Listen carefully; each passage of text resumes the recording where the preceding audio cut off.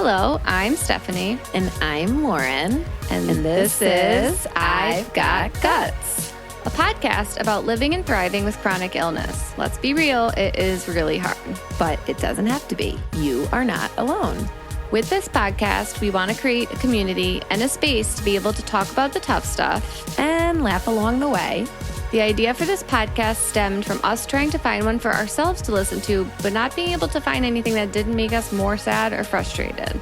Our goal is to talk about the hard stuff, but also talk about how to get through it, be positive, have a full and productive life, and of course, thrive. But before we get started, just so we are clear, we're not medical professionals. We are just here sharing our personal experiences. All right. Thorns and roses. Thorns and roses. I'm going to go first. You go first. All right. My thorn. You were with me with my thorn this week. So we went to a hibachi restaurant for dinner to celebrate Anthony's birthday. And I called ahead of time to make sure like they could do gluten-free, right?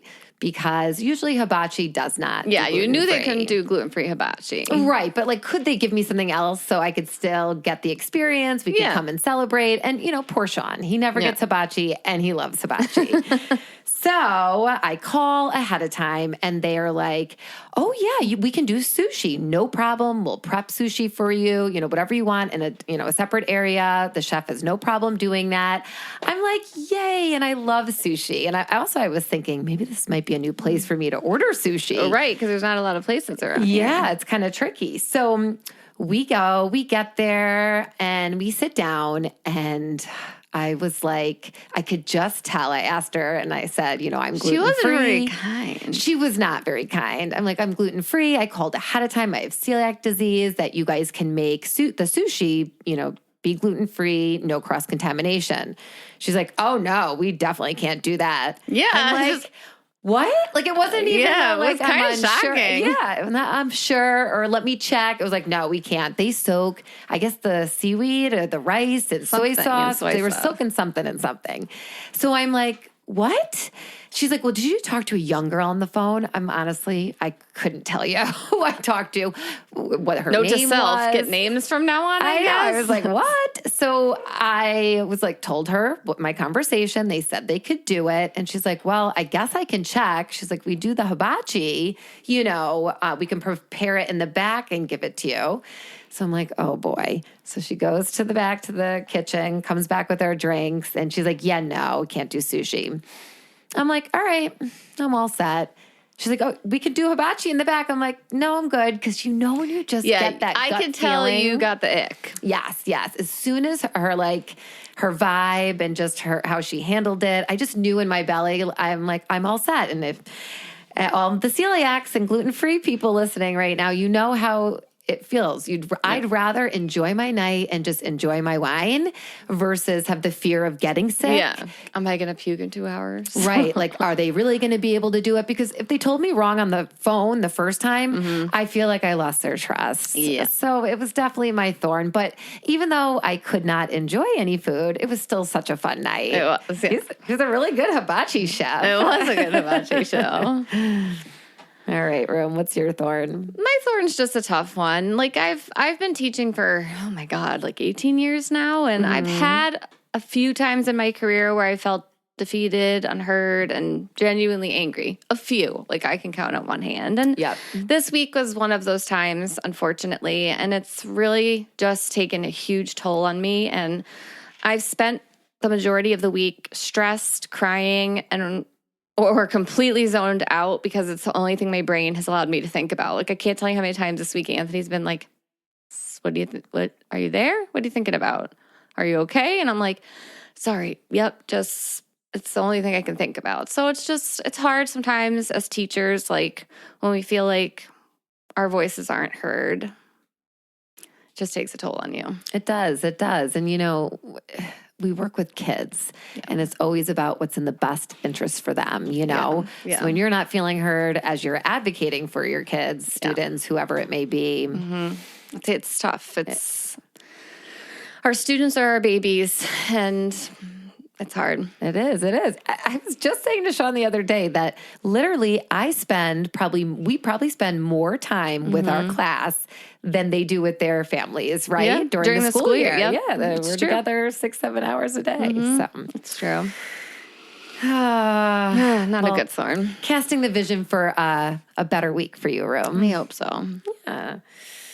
All right. Roses. You start. Okay, I'm going to start. So today we were in Syracuse for a hockey game, and this was just such a bright spot in our weekend. And my mother-in-law, my father-in-law, and my sister-in-law came and surprised Connor at the game. So, because Syracuse is about halfway, not even half, maybe a little bit further for them. A little bit, yeah. So they came, and they haven't seen him yet play this game or play hockey this year yet. So they came, they surprised him, and Connor, like the look on his face, I went down and like, look who's in the stands, and like Grandma Mick and Aunt Collar like waving, and it was just, he was so excited. So we so appreciate them, coming out and surprising him and cheering him on. But really, my real rose, personally, my mother-in-law just got back from Ireland, and she bought me, are you ready, Rome? Yes.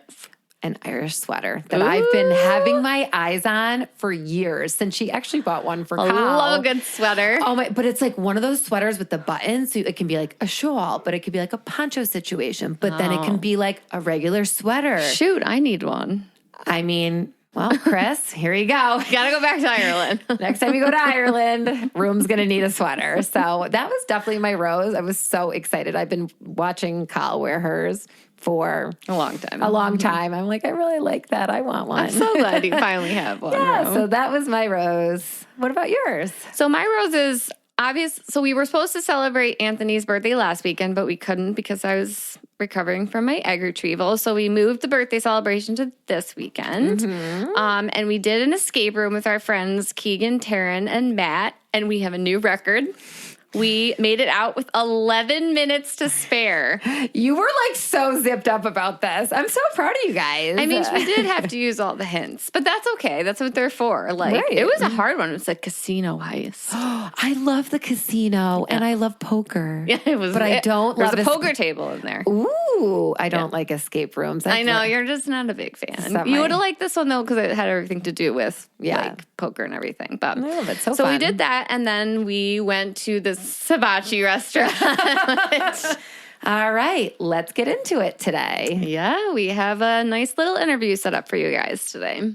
All right, so today we have a special episode for you. So Lauren and I were in a sorority in college, Alpha Epsilon Phi, and one of our sorority sisters, Tiffany Hoxie, reached out to us about a friend she knew who was dealing with a rare autoimmune disease. Yes, her name is Jess Maldoff. Am I saying it correctly, Jess? You got it. Perfect. And we have her here with us today. So welcome to I've Got Guts, Jess. Thank you. So you're coming to us from New York City. How's the weather been? Because we're in the frozen tundra here in Western New York. The weather this winter has been rough, I will admit. Not used to it being so cold and as much snow as we've gotten in the city. But the last few days have been pretty warm, which has been pretty nice. But yeah, I'm an old hat with winter. I grew up in Canada, so it's not that big of a deal for me. You're like, used to it. It's a cakewalk. It's like nothing. My first winter in New York City, I was like, what? This is winter? Doesn't make any sense. My mom is from New York City, and she always says, if we got this much snow that we get here in Rochester and New York City, they'd shut the whole city down. Yeah. Mm-hmm. Oh, too funny. That's funny. Well, we are so excited to have you share your journey with your rare autoimmune disease. But before we get into it all, can you share just a little bit about yourself? How old you are, where you're from, what you do for a living? Yeah. So as I mentioned, I live in New York City.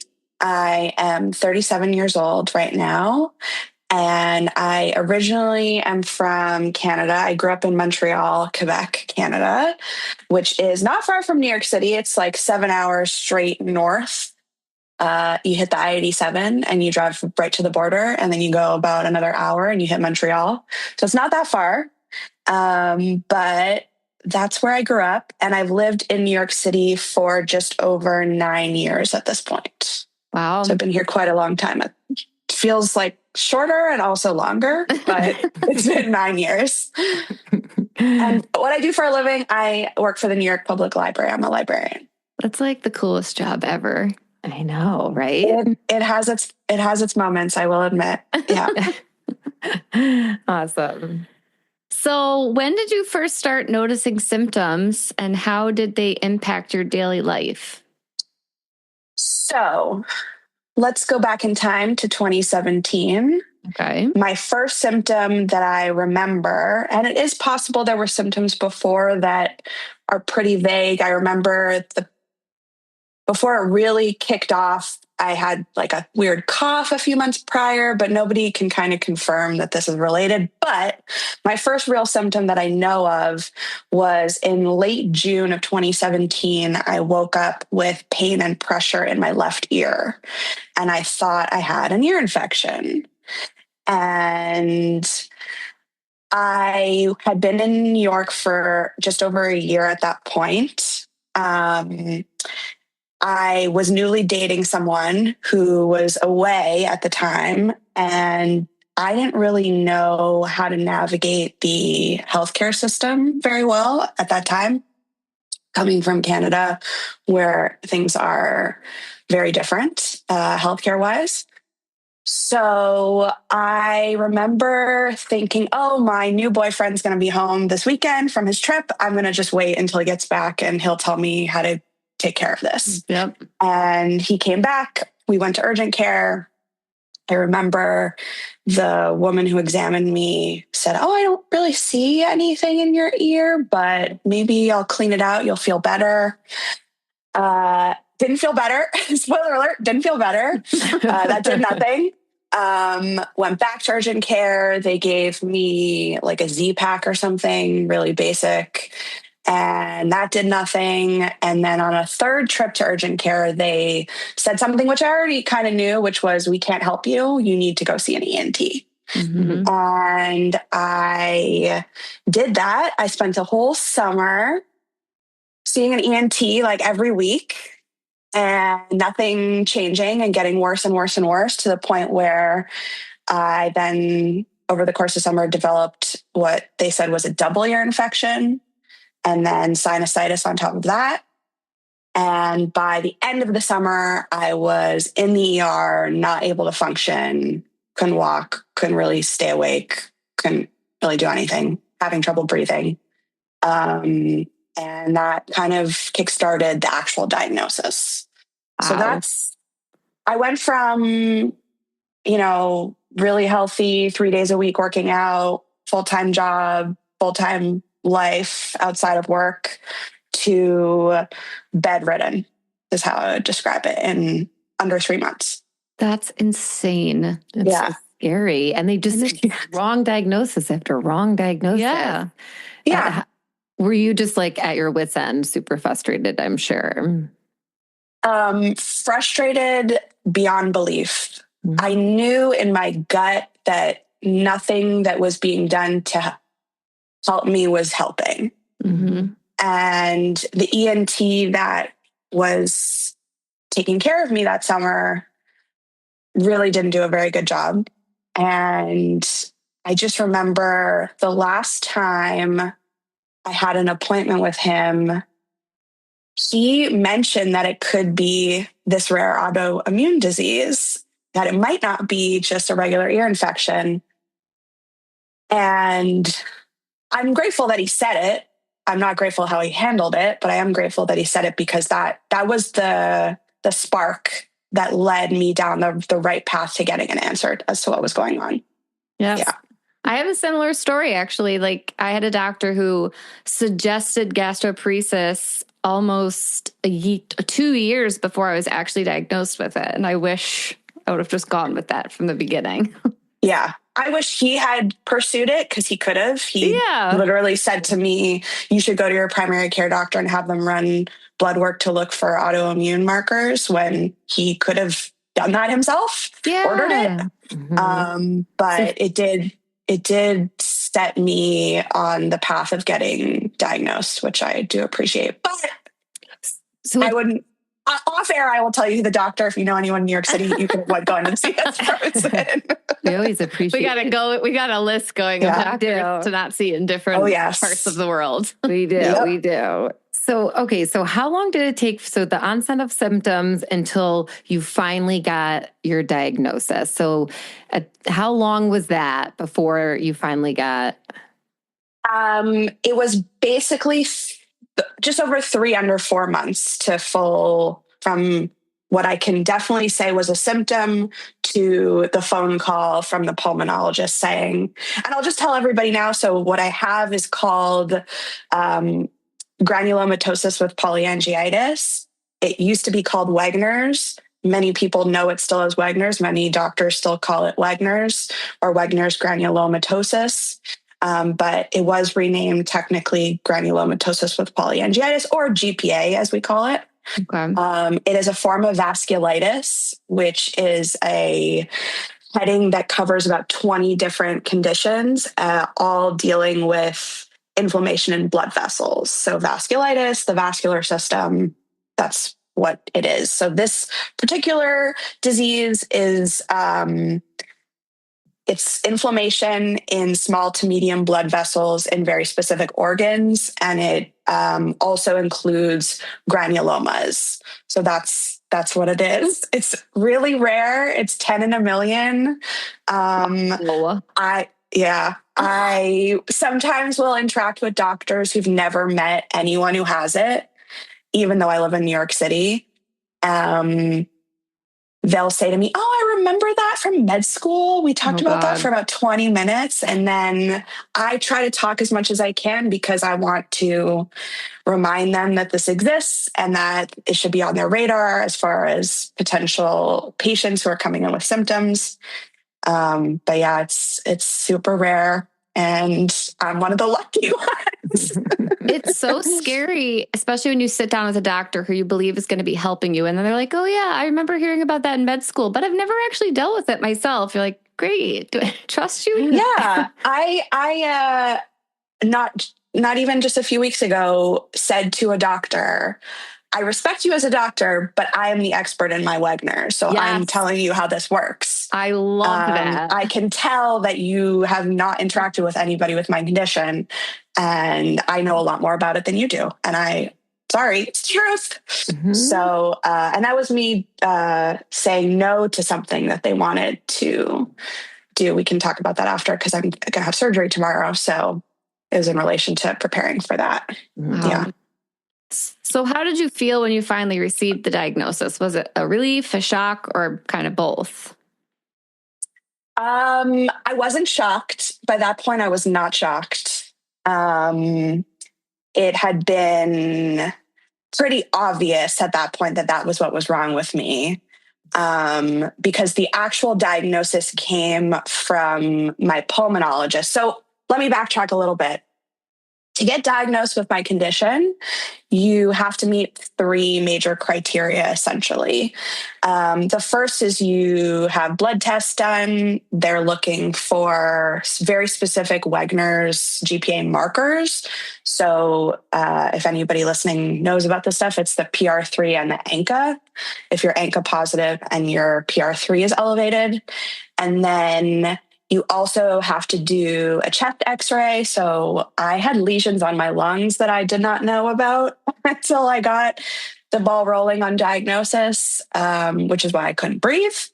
And then the third thing is a tissue sample that is looked under a microscope in a lab where they can see the granulomas. And if you...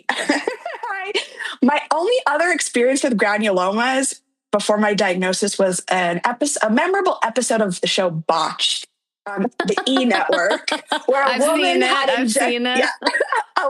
injected cement into her rear end, and her body had started creating granulomas to surround these foreign entities that are not supposed to be in your body.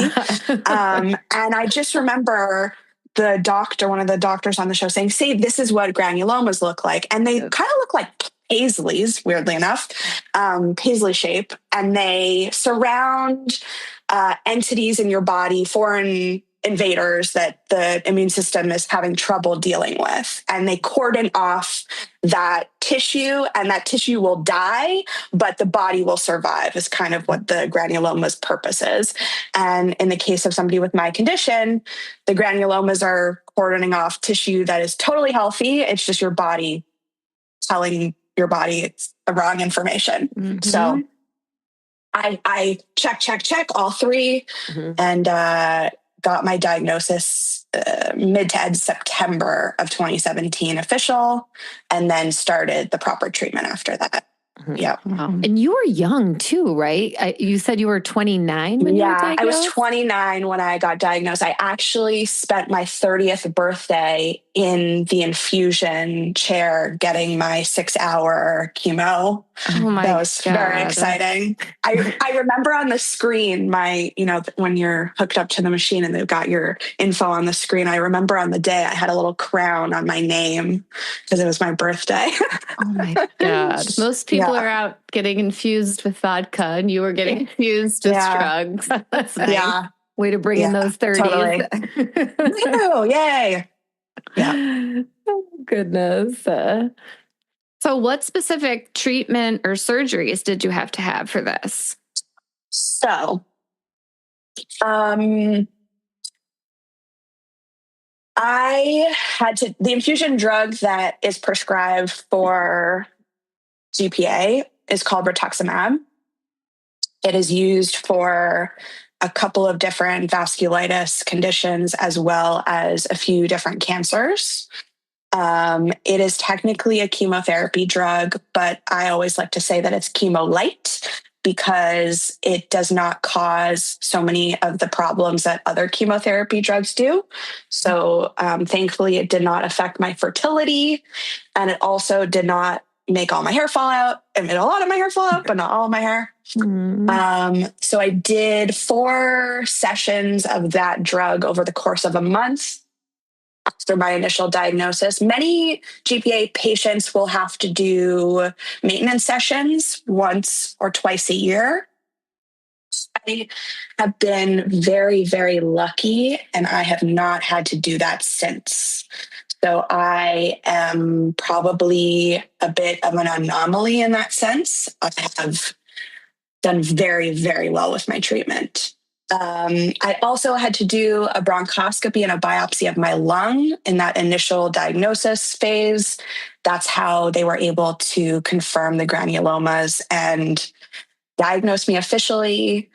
I had lesions all over my airway that I didn't know about. And I remember when my pulmonologist called to diagnose me, she was like, "Girl, you picked the right procedure for the diagnosis," because I remember I had to pick between 2 different options to have this surgery. And she's like, you just knew you had all those lesions on your airway. I was like, I didn't know, but I guess I made the right decision. Oh my God. So that was in the initial phase. And then since then, I've had 2 ear surgeries on my left ear. So long story short about that, I am left with severe hearing loss in my left ear. And that is really my biggest issue that remains since diagnosis. Everything started in my left ear. And when I finally got on the right meds, it just never came back online. And tomorrow I will be having my 3rd and hopefully final ear surgery. So that's really exciting. And also an entire year of prednisone. Oh God, that's a beast. Yeah. The devil's Tic Tacs for real. Yeah. Oh, I love that. I've never heard Devil's Tic Tacs. Yeah, you've never heard that before about prednisone? I'm going to use the devil's Tic Tacs from now on. Yeah. I read many a meme back in the day about prednisone in my prednisone-induced depression. Yes. But it was almost 4 months on 60 milligrams, which is the highest dose you can do. Oh my God. And then another 6-7 months to taper. So I was able to get off finally after a year, but that was almost as bad as the GPA itself. Yeah, I was on 10 milligrams and I thought I was dying. Yeah, it is. They're no joke. Yeah. Literally no joke. Well, and I take a daily immunosuppressant, but it's very mild. And I've been doing that since getting off pred. And that's everything so far. That's awesome. That's awesome. So, I mean, you've been through a lot. I mean, losing your hearing in that year and just the ups and downs the whole time. Can you talk about just the emotional and mental challenges you faced in coping with the disease? I know you mentioned depression in there too. It's just like it wears on you. It weighs on you, your heart, your mind, your soul, literally, right? Yeah. It's interesting because the prednisone, I was in a clinical depression induced by the prednisone, and I had almost every other prednisone symptom you can think of, because I was on such a high dose for so long. But it was very interesting because I just remember about 2 weeks after getting off pred, I could not even cry about what had happened to me. And I spent that entire year sobbing. And it really goes to show my mental strength that once I was off those medications that medication that was causing so much mental angst, I was done with it. I was sick and tired of being sad. And I'm very lucky in that sense that this hasn't caused any more severe mental angst than it did. That first year was rough. It's rough beyond words. And it was, I've told people that first year I was ill. I was really ill that first year. And then the second year was not feeling ill. And then the third year was, okay, I'm starting to feel like myself again. It really took 3 years to recover from something that only was really damaging me for about 3 months. So it's pretty crazy to think about how long it took to recover, but also that the body is able to recover from something like this. Yeah. I think anybody with a chronic illness can relate. Like that first year after diagnosis is just, it's like trying to accept it, but also being depressed. And like, I remember my first year after diagnosis, I was a shell of myself. I was like a zombie. Oh, completely. And I was having so much body pain and joint pain. I had trouble walking. I had trouble walking upstairs, downstairs. I remember being on a New York City bus heading home from a blood draw. I was on medical leave from work, and, I was young. I was 29, 30 years old, and I was sitting in one of the handicap chairs, nearly passed out. And this elderly woman comes up to me and says, "Can I have your seat?" And I just remember looking up, pulled up my arm, showed her the blood draw and said, "No, I'm sorry, I can't get up." Oh my God. Yeah. And she was then apologizing to me, and I was apologizing to her because, oh my God, to think about not getting up for an elderly woman, I felt terrible, but you didn't have it in you. I just couldn't. I couldn't. Yeah. Wow. Yep. So can you talk to us a little about your boyfriend, who's now your husband, who's been incredibly supportive over the years? Because we just actually did a whole episode about spouse support and how crucial it is. Yeah. My husband and I met in March of 2017.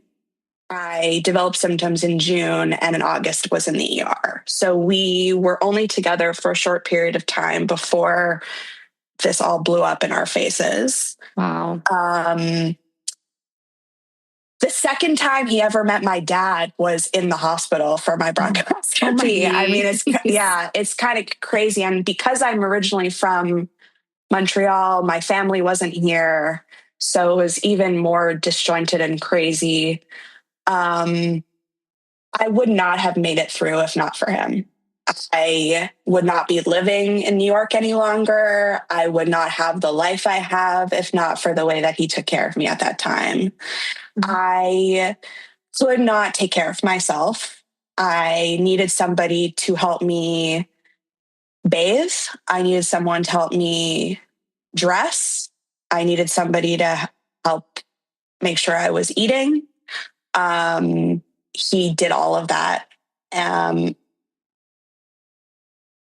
When we got married in 2020, the rabbi who married us, who actually knew me prior to knowing my husband because he is a patron of mine from the library. Aww. And yeah, I know his kids, I know his family. I love that. Yeah, it's very sweet. He, in his words that he said to us, he said, the two of you are already married in every way other than legally. You've walked the walk of in sickness and in health. Yeah, literally. Yeah. And something that he said to me, it's funny too, because one of his family members, shout out to her, I'm sure she's going to listen to this, who I love dearly, questioned him at the time saying, are you sure you want to stick around to deal with all this? And his answer was, yep, I'm in it. And I think he had the vision that I was going to recover and that I would have a relatively normal life. And I really think that's because of him. And he also was able to advocate for me in medical situations when I couldn't for myself, which was obviously very important. In the ER, that first month when it was really hard for me to really do anything for myself. Yeah. That speaks volumes to the kind of person he is. Yes. And you guys were clearly, obviously meant to be together, to find each other. And it's just, I had like goosebumps when you were telling the story. I love it. I love a good love story. It is totally a love story. I tell people to watch the movie The Big Sick. Yeah, I've seen that. Yeah. I've never seen it. Big recommendation for all of us Spoonies. It's a great movie.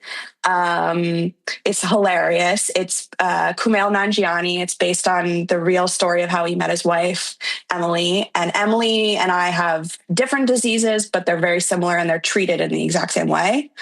And I always tell people, if you want to kind of get an idea of what our life was like, that's kind of what happened to us. But my husband is not Pakistani and he's not a stand-up comedian. And I was never in a coma. But other than that, it lines up perfectly. Basically the same. Your life, your love story. Like a documentary. Yep. I love it. I love it. All right. Well, you have surgery coming up tomorrow, you said, right? Yeah. So it's a final piece in the puzzle for you. Final piece in the puzzle. So the lesions on the lungs all cleared up over the years. The right ear came back online. Yes, I have a deviated septum I didn't have before. Yes, I have sinus pain I didn't have before. But more or less everything was resolved except for this left ear. So I cannot hear in my left ear. I have severe hearing loss. And I've had tubes. I had my eardrum rebuilt and nothing has fixed this problem. So what is happening tomorrow is I'm having a device, an implant put into my head on my left side. I keep making the joke, I'm going to be a Cylon now. I'm going to be happy with a machine. But it's kind of like a cochlear implant. But in this case, it is a bone induction implant. And the difference is that cochlear implant is for people who have issues with their cochlea, with their inner ear. They are either born deaf because of a birth issue or what have you, and they need this device to replace the full function of an ear. Mm-hmm. Whereas in my case, my issue is not my inner ear. My inner ear is intact. My hearing bones are intact, thank God. But my middle ear is totally destroyed. So the tunnel with which sound travels from outside your body into your ear, and then the message can be sent to your brain, the sound waves cannot make it where they need to go. So what is going to happen is they will put a device both under my skin, and then I will have a device that goes on top of my skin, and they will meet through a magnet.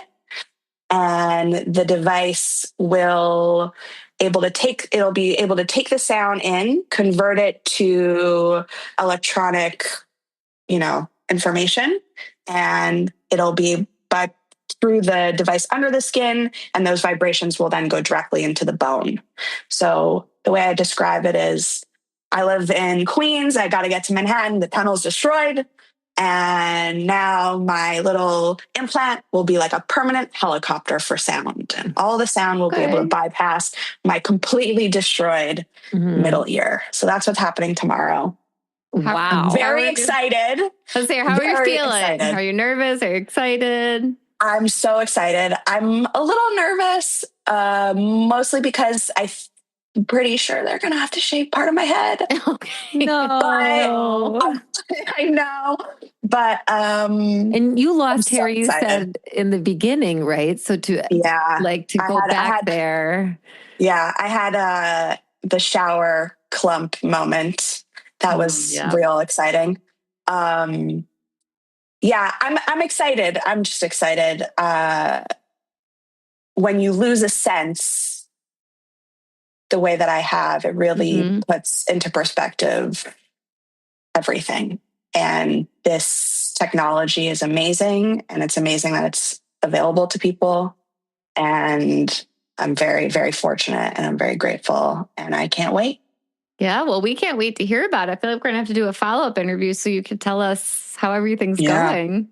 Yes, I also have tinnitus in that ear, which is mania-inducing, but hopefully this will help as well. Because I don't hear anything else in that ear, the tinnitus is quite loud, and now with this device, I'll be able to hear other things. So hopefully that will help with the tinnitus as well. Oh, I'm so excited for you. Me too. Thank you. Science is amazing, isn't it? And technology. Amazing. So what advice would you give to someone who's newly diagnosed or struggling with a rare autoimmune disease, kind of like you have?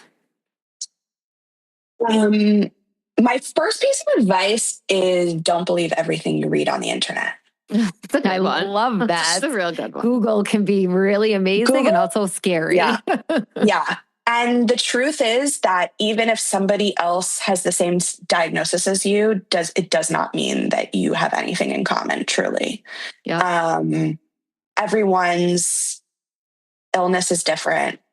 And it's not just their illness, but also their living situation and what medical services they have accessible to them where they live. I was very reliant on Facebook groups when I was initially diagnosed. This is a rare disease. I've only ever met 2 other people with it in my entire life. And when you do get diagnosed with something that's not common, that you really don't have anybody in your actual orbit who has it, the internet is a great resource. So I was heavily reliant on those Facebook groups, but as I improved and as I recovered, I found those same Facebook groups to be very hard to handle. Yes. Some people's stories are almost too tragic and too hard to handle.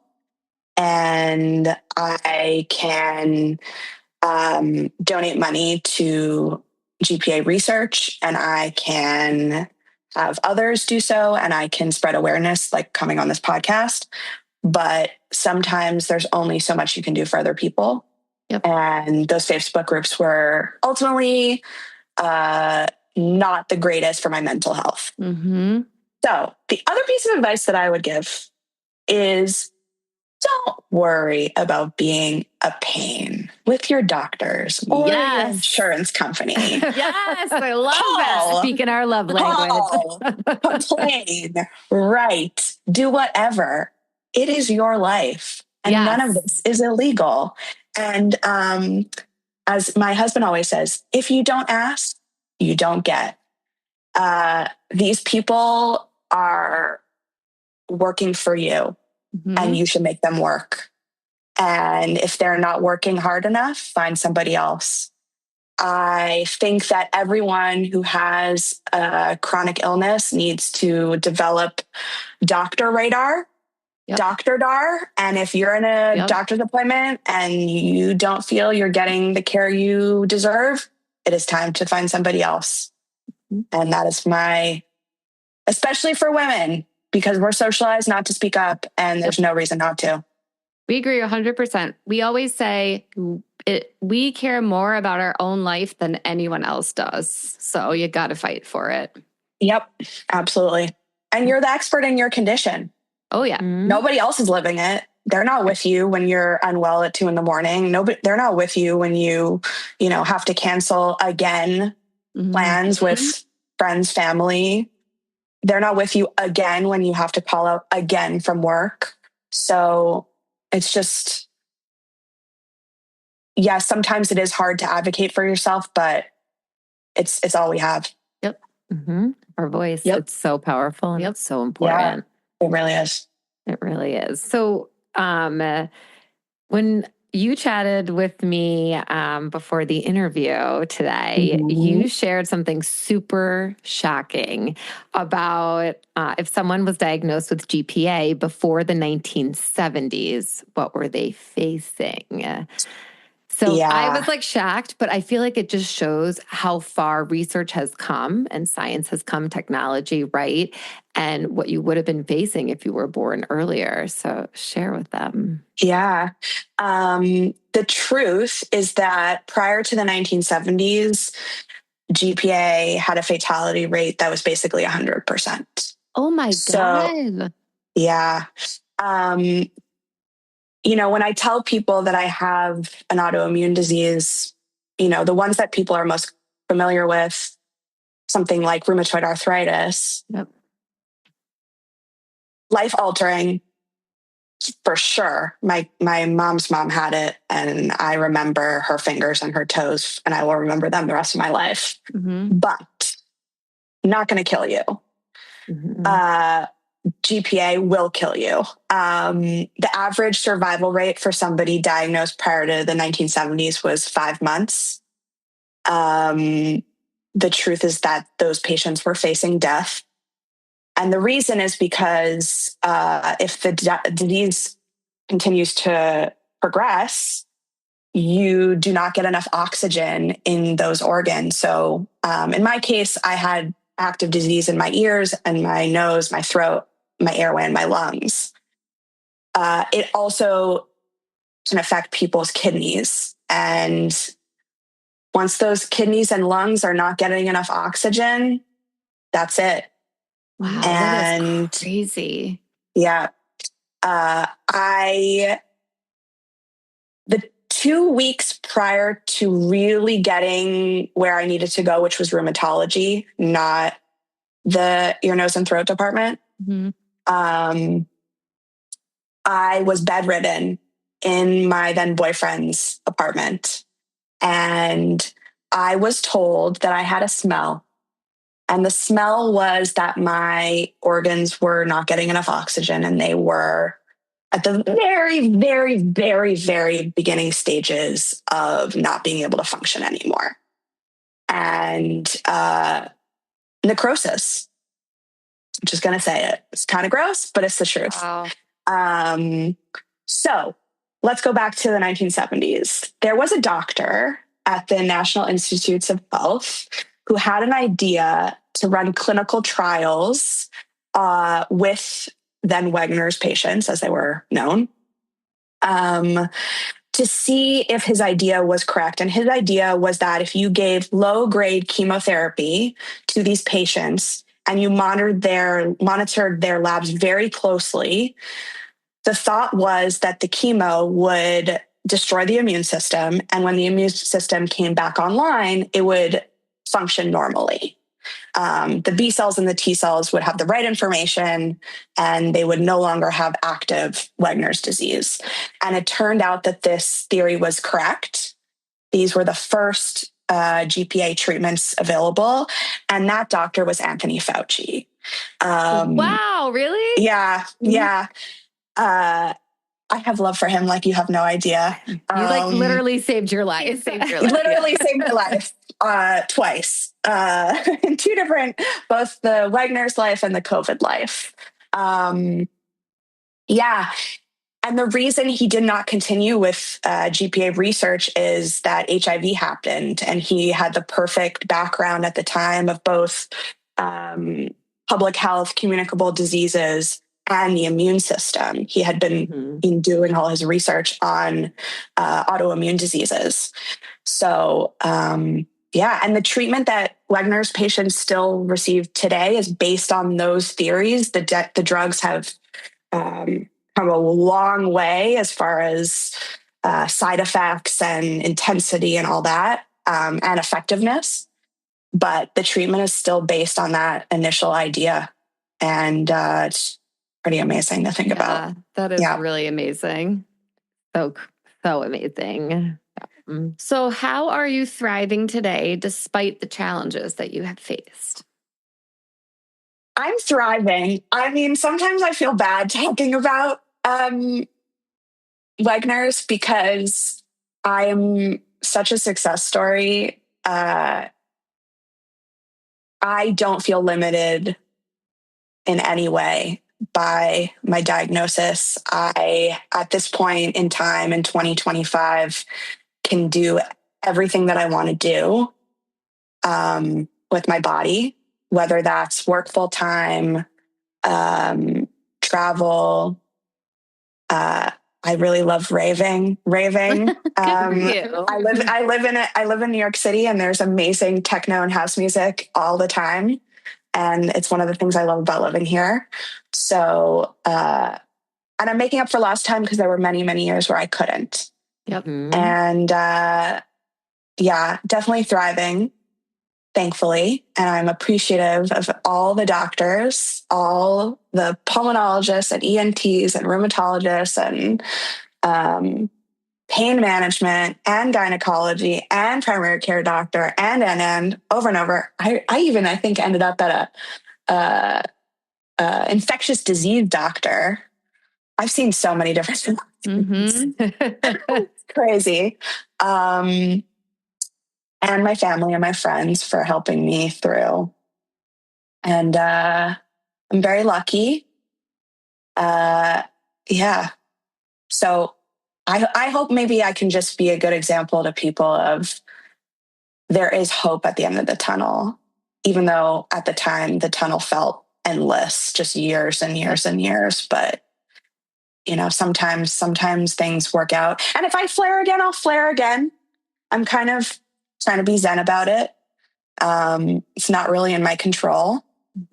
And if I flare, I just say to myself, it'll never be as bad as it was, because when it started, I was an episode of House. Nobody knew what was wrong with me. And now they do. So at least there's a plan in place. And I already have my hair team. So that's great. But yeah, I don't want to make anybody jealous. There's like an active disease right now listening to this being like, damn you, Jess.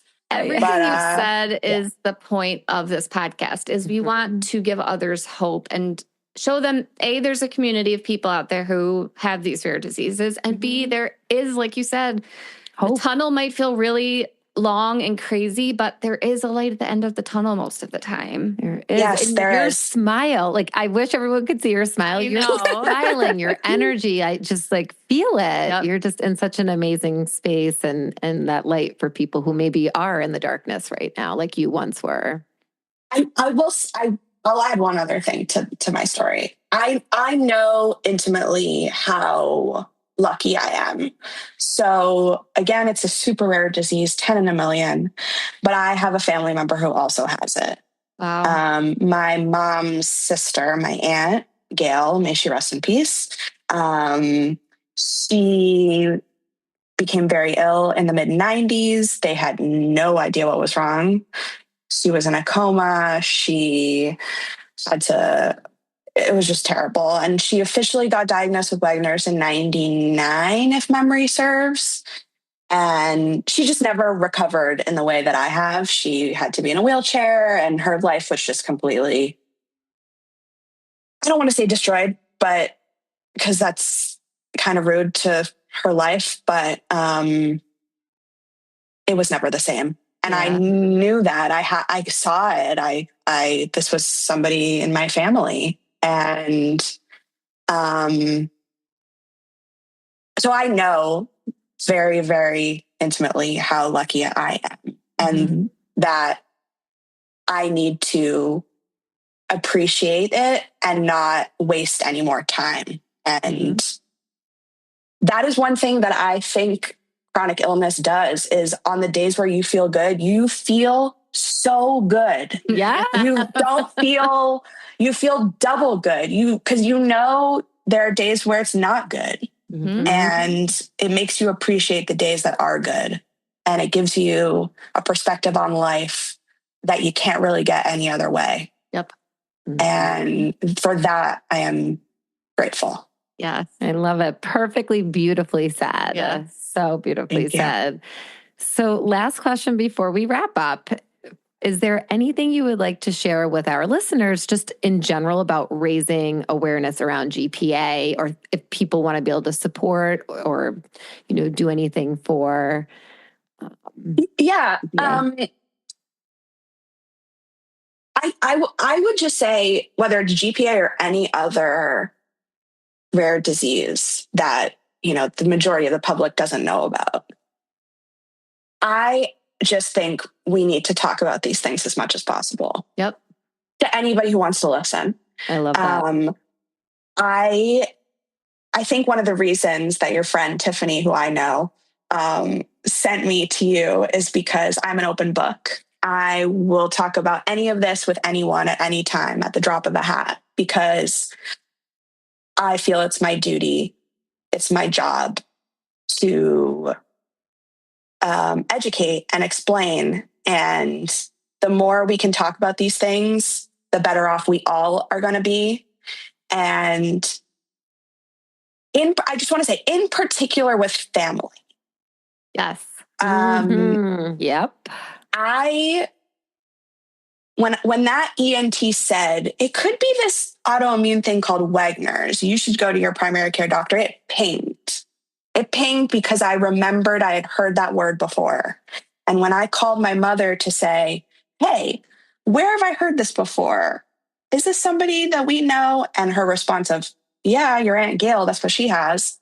If we talked with a family, people who are genetically related to us, who may have risk factors that they don't know about, these kinds of things, we just need to talk as much as possible. If I just have this feeling that if I had known more about my aunt's condition, if I had been properly explained what had happened, I was a child, I understand.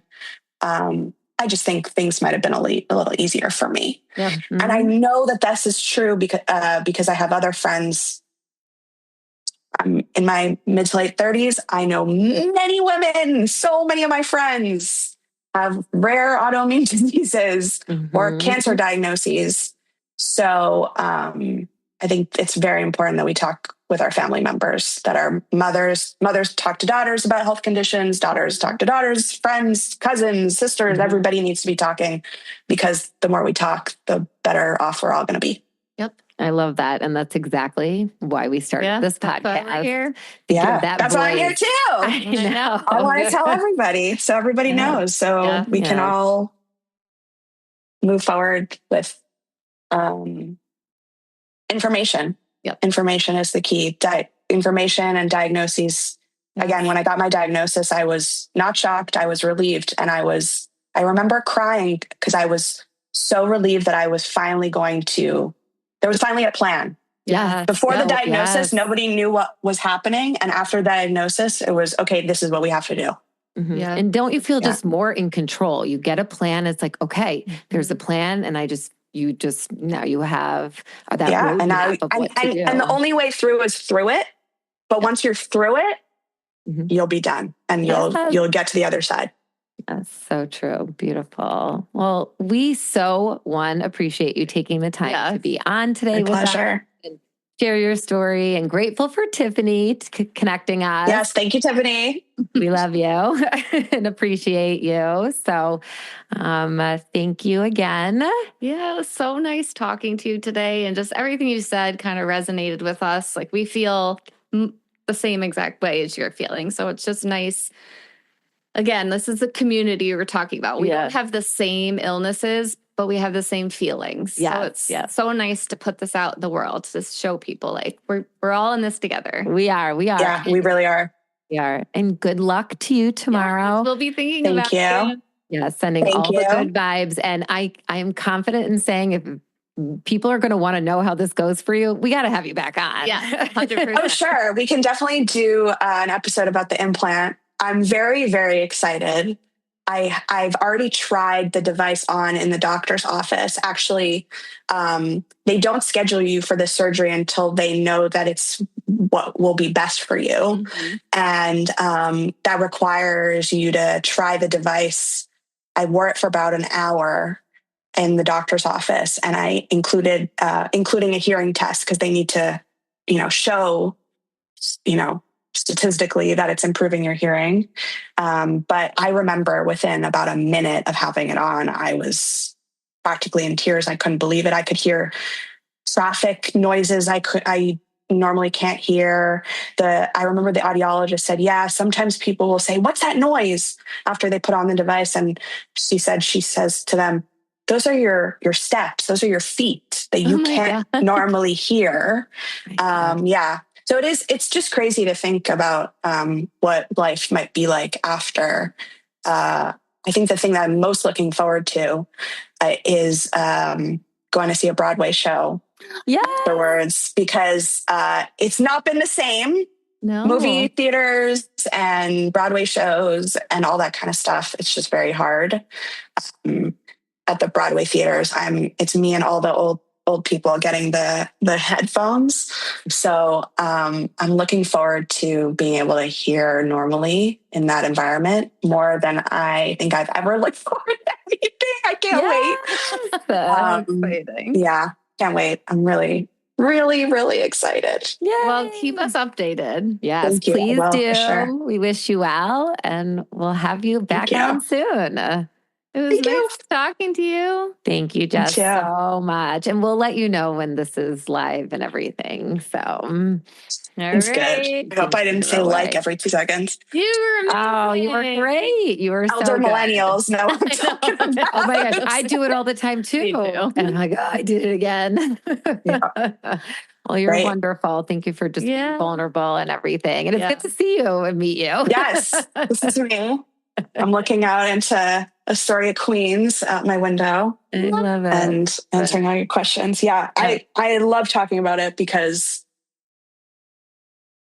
if I don't talk about it, it's like, what's the point? Right, what's the point of all that? Yep, that's exactly how we feel. Yeah, a bigger purpose in it all, right?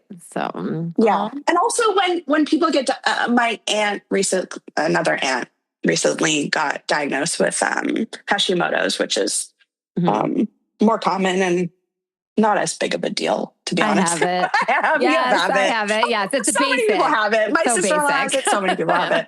Yeah, it is pretty basic. It's like, hey, take your medication, you'll be fine. You'll be fine.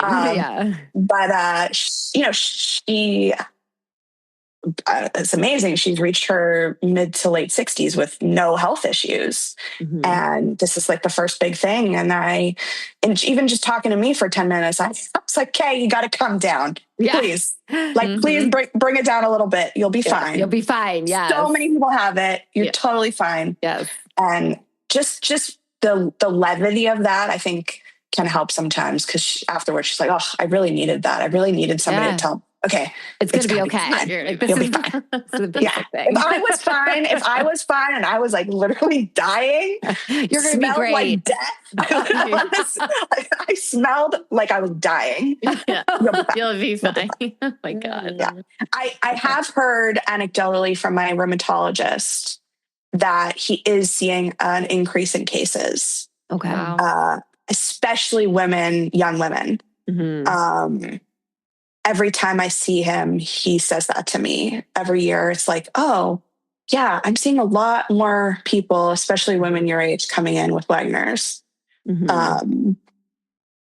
Yeah, women in particular with autoimmune were the majority of the community. So we definitely need to be on the lookout.